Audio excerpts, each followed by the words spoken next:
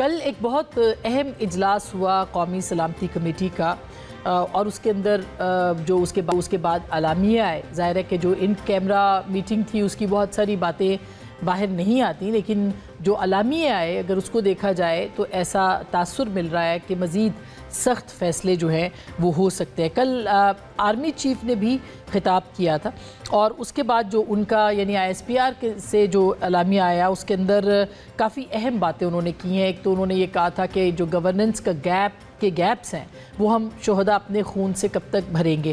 یہ بہت اہم سٹیٹمنٹ تھی. اس کے ساتھ ساتھ انہوں نے یہ بھی کہا کہ ملک کی سلامتی سے بڑا کوئی ایجنڈا نہیں، کوئی تحریک نہیں، کوئی شخصیت نہیں. ہم بہتر گورننس اور مملکت پاکستان کو یعنی جو سافٹ اسٹیٹ ہے وہاں سے پاکستان کو ہارڈ اسٹیٹ بنانے کی ضرورت ہے. ہم کب تک سافٹ اسٹیٹ کے طرز پر بے پناہ جانوں کی قربانی دیتے رہیں گے.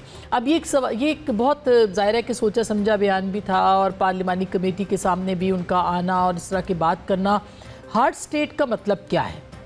ہارڈ اسٹیٹ کیا ہوتی ہے؟ ہم نے اس کے اوپر ظاہر ہے as a student of political science پڑھا ہے تو ہارڈ اسٹیٹ کا مطلب ہوتا ہے کہ اکانومی اینڈ جو معیشت ہے پاکستان کی، سیاست ہے، ریاست ہے، جو آپ کا میڈیا ہے، اس کے اوپر اتھارٹیرین سسٹم جسے کہنا چاہیے، یعنی مزید اختیار، اپنا مزید مضبوطی جو ہے وہ ہوتی ہے. تو کیا ہارڈ اسٹیٹ کو انہی معنوں میں لیا جائے جن معنوں میں استعمال ہوا ہے؟ اس کے اوپر ہم بات کریں گے کیونکہ سوشل میڈیا کے اوپر بہت زیادہ ایک بات کی گئی کل وزیر اعظم کی جانب سے بھی اور آرمی چیف کی جانب سے بھی، اور بہت ساری چیزیں ایسی ہو بھی رہی ہیں جس کے اوپر اعتراضات ہیں. لیکن کیا ہارڈ اسٹیٹ کا مطلب یہ ہوگا کہ مزید سخت فیصلے ہوں گے؟ اس کے اوپر ہم بات کریں گے آج کے اس پروگرام میں. پھر کیا بلوچستان کے حوالے سے کوئی نیا آپریشن ہوگا؟ کیونکہ خواجہ آصف صاحب نے کہا کہ کوئی نیا آپریشن نہیں ہوگا، لیکن جو انٹیلیجنس بیسڈ آپریشنز ہیں ان کی نوعیت کیا ہوگی؟ اس کے اوپر بھی ہم بات کریں گے. دوسری جانب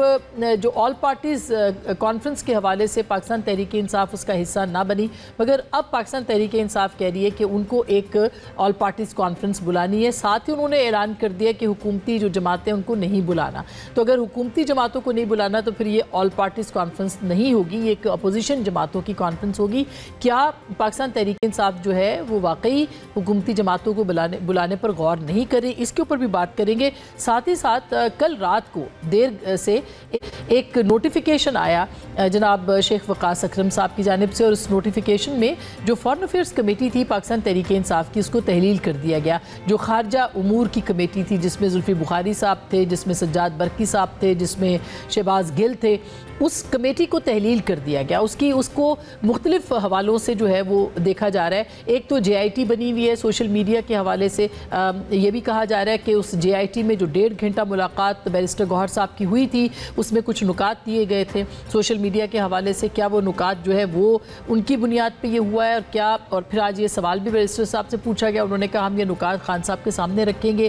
آج علیمہ خان صاحبہ بھی اس کمیٹی کے سامنے گئی اور ایک اعتراض بھی ہے کہ پاکستان تحریک انصاف کی جو سوئی اور خاص کر کے جو باہر بیٹھے ہوئے لوگ ہیں ان کی وجہ سے ان کی جماعت کے اوپر اس وقت جو ہے وہ اس طرح کا ٹائم آیا ہوا ہے. تو کیا اس کو اس سے کنیکٹ کیا جائے گا یا پھر یہ اعتماد سازی ہے کہ ان کو تحلیل کیا جائے پہلے مرحلے میں اور پھر آگے بڑھا جائے؟ کیا یہ ایک سافٹنس کی طرف جا رہی ہے پاکستان تحریک انصاف؟ اس کے اوپر بھی بات کریں گے آج کے اس پروگرام میں، کیونکہ بارہا یہ دیکھنے کو ملا ہے کہ سوشل میڈیا کے حوالے سے پاکستان تحریک انصاف پر تنقید ہوتی ہے.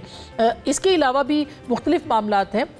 سمندر پار جو ان کی قیادت ہے، کیا وہ تمام جو ان کا ایک ایجنڈا تھا کہ عمران خان صاحب کی رہائی سے متعلق، کیا وہ اس پہ عمل درآمد نہیں کر پائے؟ اس کے اوپر بھی بات کریں گے. اور بھی بہت سارے موضوعات ہیں. بجلی کی قیمتوں میں عوام کو بڑے ریلیف کی توقعات ہیں اور وزیر اعظم سعودی عرب گئے ہیں، ان کا وہاں جانے کے مقاصد کیا ہیں؟ اس کے اوپر بھی بات کریں گے. میاں نواز شریف صاحب کی سیاست میں مکمل عدم دلچسپی جو ہے اس کس بات کا اظہار ہے؟ اس کے اوپر بھی بات کریں گے.